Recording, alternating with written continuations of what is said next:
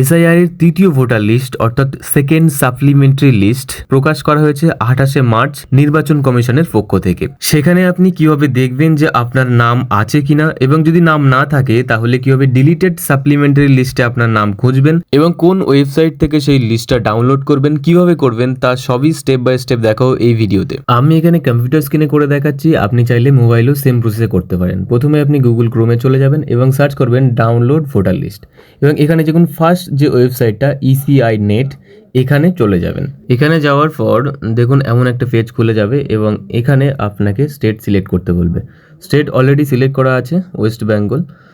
এবং এখানে যে রোল টাইপ আছে, এখানে যে অ্যাডজুডিকেশন সাপ্লিমেন্টারি লিস্ট, এটাকে আপনাকে সিলেক্ট করতে হবে। এই যে অ্যাডজুডিকেশন সাপ্লিমেন্টারি লিস্ট 2 এবং অ্যাডজুডিকেশন ডিলিটেড লিস্ট 2, এই দুটো লিস্টই কিন্তু রিসেন্টলি পাবলিশ করা হয়েছে 28 তারিখে। তো এই দুটোর মধ্যে আমি ফার্স্ট একটা সিলেক্ট করে নেব, এবং এখানে তারপর যে আমার ডিস্ট্রিক্টটা, আপনার ডিস্ট্রিক্টটা আপনি এখানে সিলেক্ট করবেন। আমার নর্থ চব্বিশ পরগনাতে সিলেক্ট করলাম। তারপর আপনার অ্যাসেম্বলি কনস্টিটিউশন যেটা আছে সেটা সিলেক্ট করে নেবেন। আমার অ্যাসেম্বলি কনস্টিটিউশন এটা, তাই আমি সিলেক্ট করলাম। এবার এখানে দেখুন একটু নিচে স্ক্রল করলে আপনি যে ভোটদান কেন্দ্রে ভোট দিতে চান সেই কেন্দ্রের নাম চলে আসবে। এখানে প্রচুর নাম আছে, আপনার যে অ্যাসেম্বলির মধ্যে যে কয়েকটা ভোটদান কেন্দ্রের নাম আছে সব কিন্তু এখানে দেখাবে। তো আপনি এখানে নেক্সট করে আপনার যে ভোটদান কেন্দ্র সেটা চুজ করবেন, ভালোভাবে দেখে নেবেন যে আপনি কোন ভোটদান কেন্দ্রে যান, এবং তার পাশে কিন্তু ভোটদান কেন্দ্রে যে সিরিয়াল নম্বর আছে সেটা দেখা যাবে।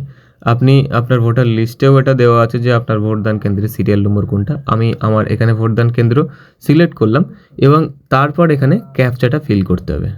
তো এখানে যে ক্যাপচাটা আছে আমি এখানে দেখে কিন্তু ফিল করে দেবো। সো আপনি সঠিকভাবে ক্যাপচা ফিল করার পর তারপর দেখুন এখানে ডান পাশে ডাউনলোড সিলেক্টেড পিডিএফ এই অপশানটা পেয়ে যাবেন। তো এখানে ক্লিক করার পরে এটা ডাউনলোড হতে শুরু হবে। সো এখানে আমি সেভ করলাম।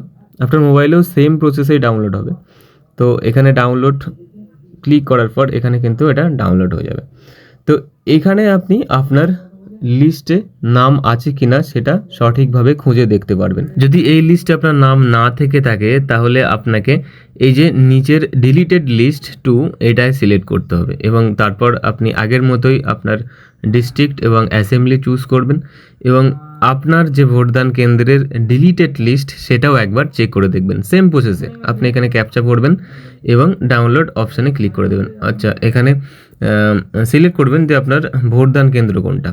সো এখানে নিচে এসে আগের প্রসেসের মতোই সিলেক্ট করে দেবেন আপনার ভোটদান কেন্দ্র, এবং এখানে আপনি ডাউনলোড করলে আপনার ডিলিটেড লিস্টে নাম আছে কিনা সেটা দেখে নিতে পারবেন খুব সহজেই। যদি ডিলিটেড লিস্টেও আপনার নাম না থাকে তাহলে তার জন্য আরেকটা প্রসেস ফলো করতে হবে। সেটা কি জানতে আমার চ্যানেলে ভিডিও আছে, সেটা গিয়ে সার্চ করে দেখে নিন, অথবা আপনি আমার চ্যানেলে গিয়ে ভিডিওটি দেখে আসতে পারেন।